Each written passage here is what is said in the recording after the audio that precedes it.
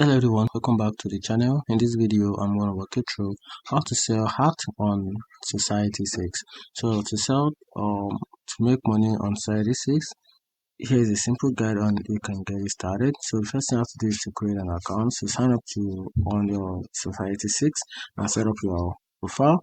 Make sure to include a square avatar or a cover image which is around 1000 pixel or 100 pixel and a short artist bio. Then after that, link your PayPal account for payment. Then Society6 require the verification to ensure a transaction. So and after that, upload your artwork.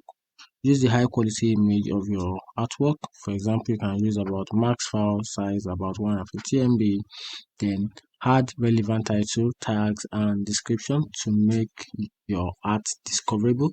Then after that, Society6 automatically apply your artwork to various products like print, mug, and iPhone cases. You can also toggle the product on or off based on your preference.